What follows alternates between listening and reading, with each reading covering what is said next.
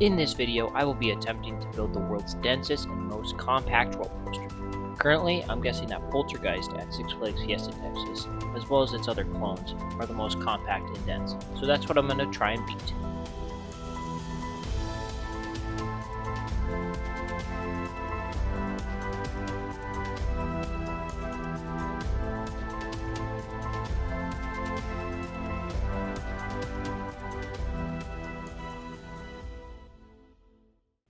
Okay, I'm gonna get straight to the point.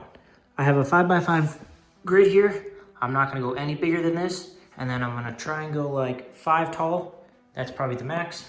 My idea is I'm gonna have a launch and then just kind of helix upward and then go from there.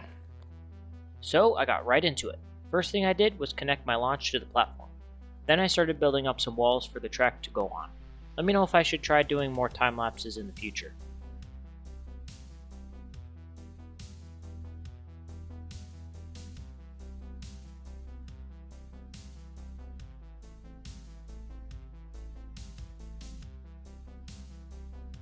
So I built quite a lot. I built like a turn, and then I was gonna have like a top hat.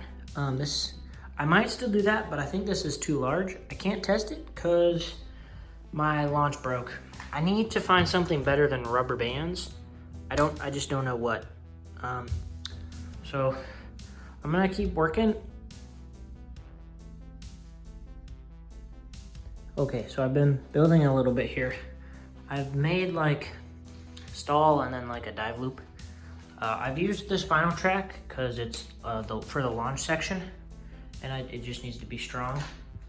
I am gonna switch to just regular track so I can fit more track in here because it's supposed to be dense and whatever. So right here, I'm gonna have at least one lift hill, maybe two. And then it's also like a sport pillar for the top.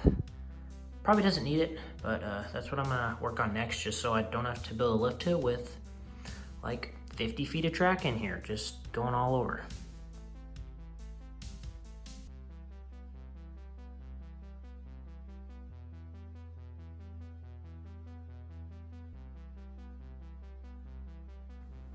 So I finished the lifts. It's powered by one motor. I have like 2 chains that go up to you can kind of see how it works. I just wanted to use one motor just because I wanted to mess around with gears, so that's what I did. I have tested it. It works with both when there's 2 cars on each lift. One goes this way, one goes that way. It looks kind of cool.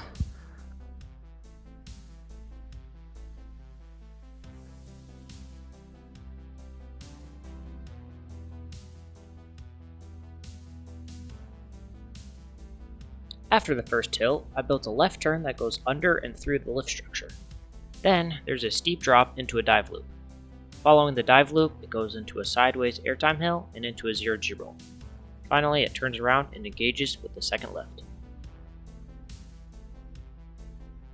After the second lift, there's a right-hand helix, and then it turns and goes again through the lift structure. Then there's another helix, and then another helix, and then it kind of just meanders its way until the outside of the box. I'm not really sure what to do next because the track comes out there. I want more like track on the inside, so I think I need to do another lift, probably 2 more. So I think the next one, I'm just gonna have it come like around here and then have a lift somewhere on this side, on the outside, because I don't have any more room on the inside, except for like right here, but no, on the outside.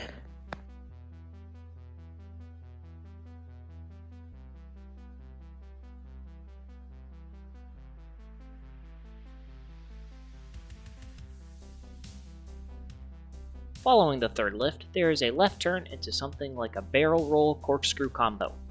Next, it goes into an overbank turn and then into like a figure 8 section. Then the track goes outside the box and maneuvers into where the fourth and final lift will be.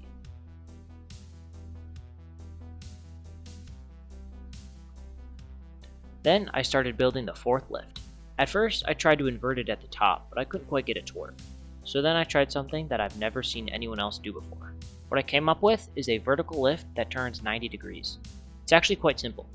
Knex chain is able to twist as long as you use enough of it, so I just had to make sure that the lift was tall enough. The gears at the top and bottom are the same, and you just need a little extra room for the chain to maneuver on its way down.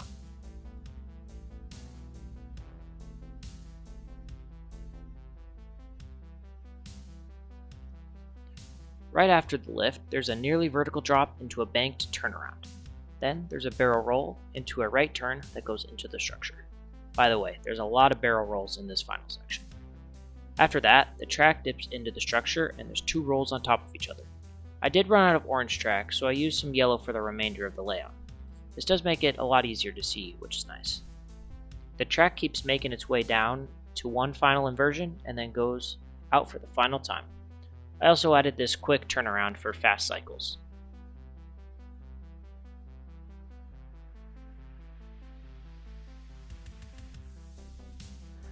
It is done. I'm now out of room to basically build anything else. Plus, it would just take me forever to even get one more lift hill and cycle down. So I'm gonna call it here. It is absolutely crazy. It is very dense, which was the whole point. It is just full of track. I don't know the exact track length, but I'm gonna try and figure that out because I wanna figure out the density. Before I show you the whole coaster in action, it would mean a lot if you could go down and hit this like and subscribe button. Even though this project was on the smaller side, it still took me dozens of hours to create and edit, so it would mean the world. Anyways, here it is.